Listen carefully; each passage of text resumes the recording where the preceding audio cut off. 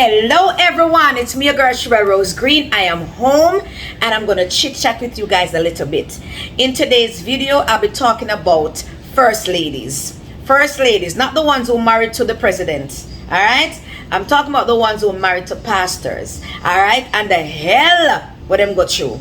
Because a lot of uno is suffering in silence and don't want to talk. So me go talk up the things them, whether you like it or not.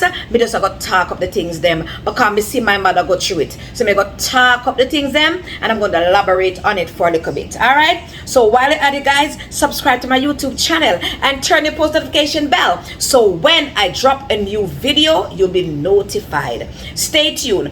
Don't touch that remote control. I will be right back.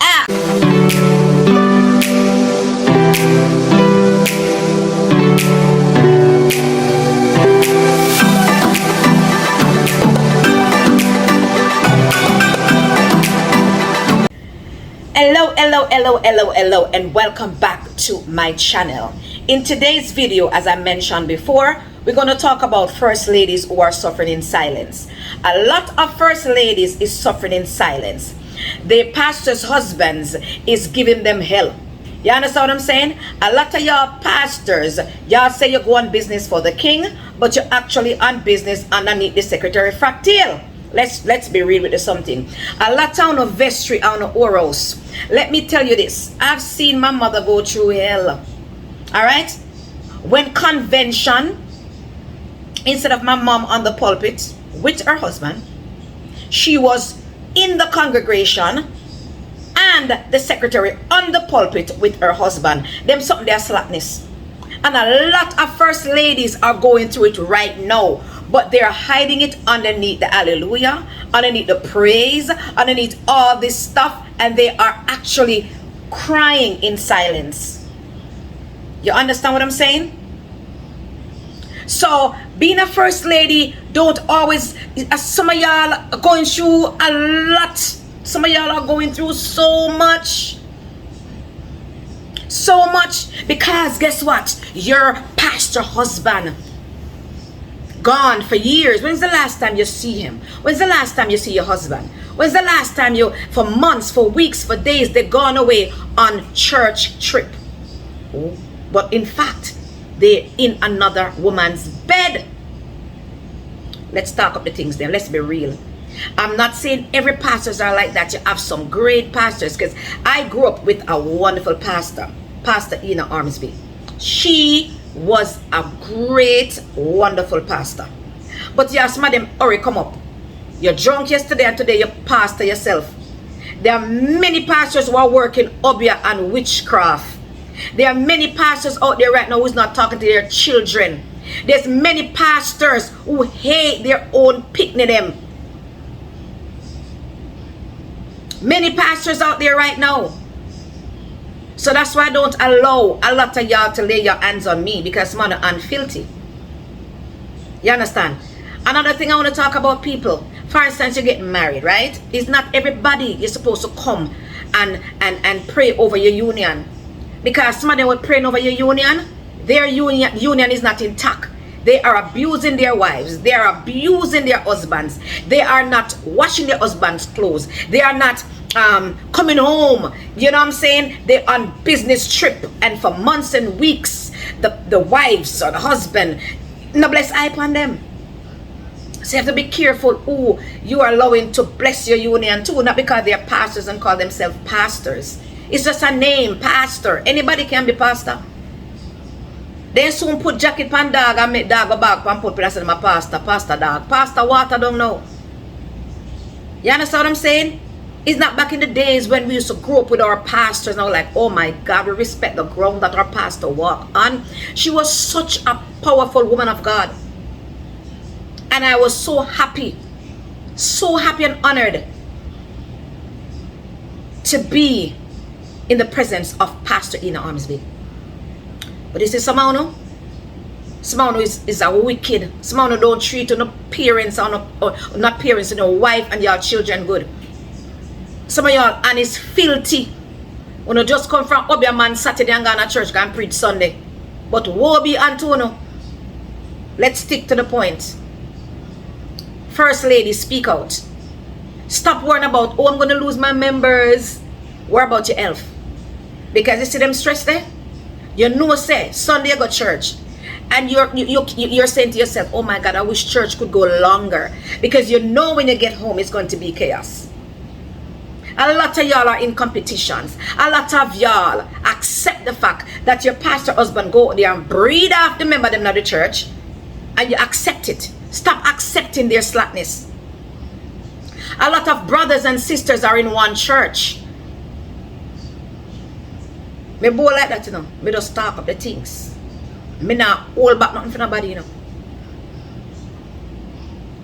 Uno too enough. Someone of you leave things alone that don't belong to you. Stay in your lanes. If you're not obey a man, stay a obey a man. You understand me? It's either God or the devil. God and Baal cannot mix. You cannot walk obey upon it in the left and the right hand. Yeah, say Jesus. You understand what I'm saying? Can't work. You get it? So I decided to come and talk about this because I saw my mother go through it. I saw my mother suffer for weeks, months, years. She not blessed yipe and for her husband. You understand what I'm saying? And then something can lead to strain, you know. And go commit adultery, you know, because if you don't see your husband and your wife with them years, you can't stray, you know. You can't stray. That's what the thing said. You understand? But you guys need to do better. When you put pastor upon your name, you have to do better. Things you used to do when you're young, when you're back in the days before you thought, don't do them no more. You understand what I'm saying? Do them no more. I've seen my mother suffered. So all of y'all bishop wives and pastors' wives and evangelists and prophets' wives are struggling. Some of them left them wife for them secretary, left them wife for young girl at the church, left them wife for years. Them no want that. I remember years ago I had my TV show, right? And I had this pastor on my program. And every time I have this man on my program, the secretary is there. So I said, why your secretary have to always be with you? Where's your wife? You understand what I'm saying? And I'm like, I'm not bringing you back on my stage, on my program, unless your wife is with you. You know what I'm saying? Lo and behold, I said to my friend, I said, this man, something not right. He's sleeping with that girl. And it's not only one. Him sleeping most half, I remember them. So one day I was watching TV and I saw this news, the news pop up. And I saw a friend of mine on the news. He stabbed his wife in the eye because he caught her. I guess he went to work and then I guess he forgot something and turned back. When he turned back, is the pastor he saw in his bed having sex with his wife. So he stabbed her in her eye and now she have one eye. You understand? So the pastor texts me and he says, Sir, Shirley, I got to step down because I got one of my members in the church pregnant. But I did see it long time. If you don't can't manage pastorship, I'm not saying pastors are perfect. But I don't like the fact when you're preaching against something when you're doing it. You understand? It's one thing to do, make a mistake, but keep making the same mistake over and over and over and over and over and over and over again. That is betrayal. That becomes betrayal. Pastors make mistakes. And I'm not looking for a perfect pastor. Because pastor make mistakes. If show me one pastor to make mistake. But depends on what, you know, how many times you're gonna do the same thing. You understand? So again, many pastors' wives are struggling. They are suffering. They are crying in silence. They are weeping. They come to church Sunday and they smile and they carry on as if everything is okay. But behind closed door, they are crying their eyeballs out because they are in competition with a member in the church. And uno secretary, uno need to be ashamed of yourself. Have some dignity and have some pride. Yeah, some of them vestry here and them oros. That's what they use to commit adultery. If you look behind the vestry, you see one of a dirty condom and dirty baggy back there. Somehow, you know, is something else. And I know a lot of y'all is going to be mad, But who they kept fit, wear it. You have some wonderful pastors, include my bishop, Bishop Ina Ormsby. All right. I come in contact with some beautiful pastors, some strict pastors who really mean business for the king. And then some of you, y'all in it for the money. Y'all in it because now money now look. You know, in it because you see church is a in thing now. Everywhere you go, you see church up in like legs, like a Amscot. Everywhere me go,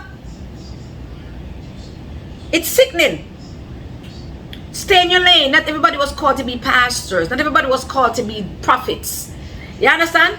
Not everybody was called to do that. Some of y'all go in it for the wrong reason. Yeah. Some of y'all hide something. Everybody here, I'm a pastor. And them leg up on Facebook, you know. Them leg up on Facebook. But you have some good ones. But who they kept fit, wear it. Stay in your lanes. Stay in your lanes. Treat your wives and your husbands with respect. You understand what I'm saying? Stop talking about you're on business for the king when you're on business under somebody fractal. You're not too enough. That's right. Remember, guys, subscribe to my YouTube channel and remember to turn the post notification bell so when I'm live and I drop a new video, you'll be notified. Guys, it's me, your girl, Sherelle Rose Green. Never a dull moment. And remember, whatever you do, pray, because prayer is the answer for the world today. God bless you guys, and thanks for watching.